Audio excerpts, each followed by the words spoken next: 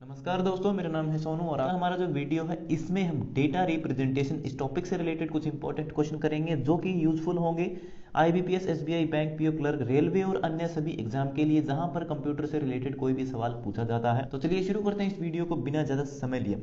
Data representation होता क्या है, यानी कि डेटा का प्रस्तुतिकरण। आपने देखा होगा जब भी आप कंप्यूटर को इनपुट देते हो तो इनपुट आप कई तरीकों से देते हो, वॉइस के माध्यम से देते हो, कीबोर्ड के माध्यम से देते हो, अल्फाबेट के माध्यम से, तो या फिर नंबर के माध्यम से। तो कंप्यूटर क्या करता है, हाई लेवल लैंग्वेज में आपका इनपुट लेता है और उसे लो लेवल लैंग्वेज में जो है बदल करके प्रोसेस करता है प्रोसेसर में। उसके बाद उसको जो आपने डेटा दिया था उसको प्रोसेस करके इंफॉर्मेशन में बदलता है और वापस आपको दिखाता है। ठीक है, जब वो वापस हमें दिखाता है तो वो फिर से हाई लेवल लैंग्वेज में हमें दिखाई देता है, क्योंकि हाई लेवल जो लैंग्वेज होती है वो ह्यूमन रीडेबल होती है, यानी कि जिसे मनुष्य पढ़ सकता है।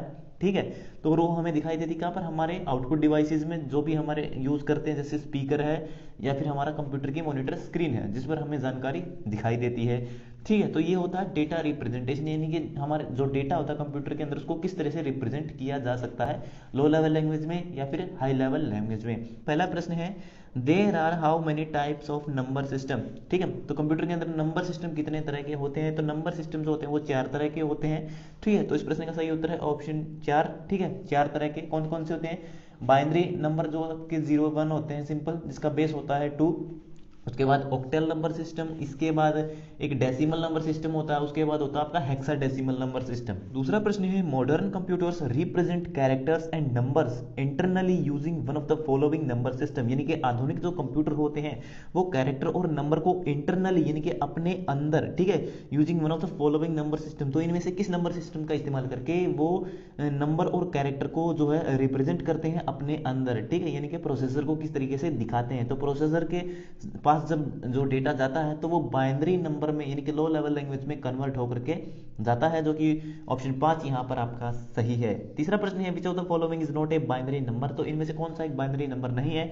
तो बाइनरी नंबर कौन सा होता है, जिसमें केवल 0 और 1 केवल इन दो कैरेक्टर का यूज किया जाता है। तो दिए गए ऑप्शन में से जो कि ऑप्शन 3 है वो आपका बिल्कुल सही है, 202। ठीक है, तो जो आपके बाइनरी नंबर होते हैं उसमें केवल 0 और 1 का इस्तेमाल होता है, लेकिन 2 जो है वो हेक्साडेसिमल में भी आता है और 2 आपका जो है डेसिमल में भी आता है और ऑक्टेल में भी आता है। ठीक है, तो ऑप्शन जो 3 है यहाँ पर आपका सही है, ये बाइनरी नंबर नहीं है। चौथा प्रश्न है, binary system is also called, यानी कि जो आपका बाइनरी नंबर सिस्टम होता है उसे हम किस अन्य नाम से भी जानते हैं, तो उसे हम टू बेस सिस्टम भी कहते हैं या फिर बेस टू सिस्टम भी कहते हैं, क्योंकि बेस का मतलब होता है कि इसका आधार क्या है, इसका आधार है 2। क्यों, क्योंकि इसमें केवल 2 कैरेक्टर का यूज होता है, 0 और 1, इसलिए इसका जो बेस वैल्यू होती है वो होती है 2।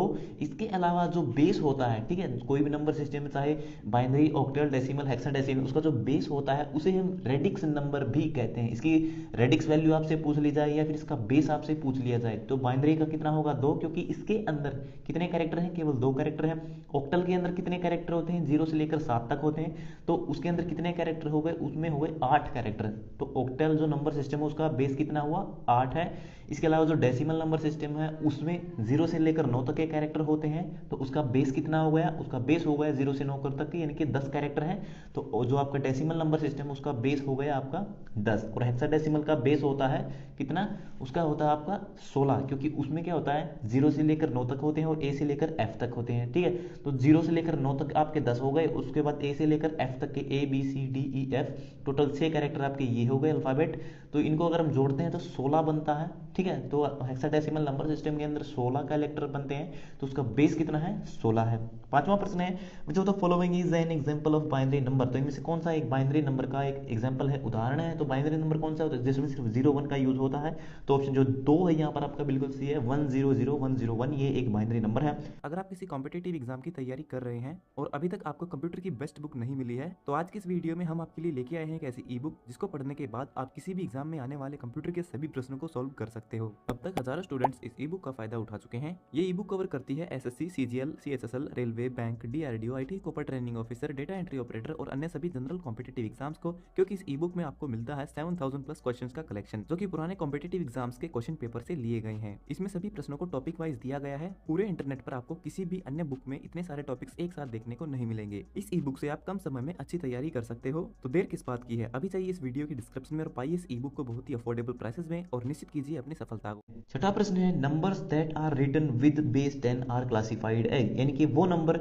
जिनका बेस 10 होता है, ठीक है, जिन नंबर को हम लिखते हैं और उनके साथ में लिखते हैं कि इसका बेस वैल्यू 10 है, तो वो किस प्रकार के नंबर होते हैं? तो जिन संख्याओं का बेस वैल्यू 10 होता है वो हमारे डेसिमल नंबर होते हैं, जो कि ऑप्शन 1 यहाँ पर आपका सही है, क्योंकि उसके अंदर टोटल 10 कैरेक्टर हम यूज करते हैं 0 से लेकर 9 तक के। सातवां प्रश्न है द ऑक्टेल सिस्टम, तो ऑक्टेल नंबर सिस्टम जो होता है वो क्या है, उसके बारे में यहाँ पर आपको बताना है दिए गए ऑप्शन में से, ठीक है। तो सातवें प्रश्न का मैं आपको बता देता हूँ कि जो ऑप्शन 1 है यहाँ पर आपका बिल्कुल सही है, ये डेफिनेशन बिल्कुल सही बताती है ऑक्टेल नंबर के बारे में।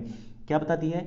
Needs less digit to represent a number than in a binary system, ठीक है, यानी कि इसमें किसी भी नंबर को प्रेजेंट करने के लिए कम डिजिट की आवश्यकता पड़ती है कंपेयर टू बाइनरी सिस्टम, क्योंकि बाइनरी में क्या होगा, केवल 101010 इनका इस्तेमाल करना पड़ेगा, लेकिन जो ऑक्टेल है उसमें हम, ठीक है, 0 से लेकर 7 तक की जो वैल्यू होती है उनका इस्तेमाल कर सकते हैं। अब अगर हमें 3 लिखना है, ठीक है, फॉर एग्जांपल मुझे 3 लिखना है, तो मैं किस तरीके से लिखूंगा, मैं इसमें ऑक्टेल में तो सिंपल लिख दूंगा 3, ठीक है, लेकिन अगर यही 3 वैल्यू मुझे नंबर सिस्टम के अंदर लिखनी पड़े बाइनरी में, तो मैं किस तरीके से लिखूंगा, मैं लिखूंगा 1 0, ठीक है, या फिर 1 1, ठीक है, तो मुझे लिखूंगा 1 1, ये आपकी बाइनरी नंबर में होगी।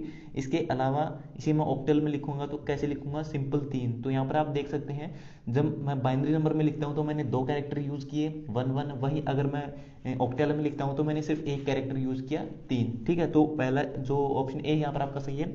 आठवां प्रश्न है hexadecimal number system has dash base, तो जो आपका हेक्साडेसिमल नंबर सिस्टम होता है उसका बेस क्या है या फिर उसकी रेडिक्स वैल्यू क्या है? तो हेक्साडेसिमल नंबर में कितने होते हैं आपके? टोटल 16 कैरेक्टर होते हैं।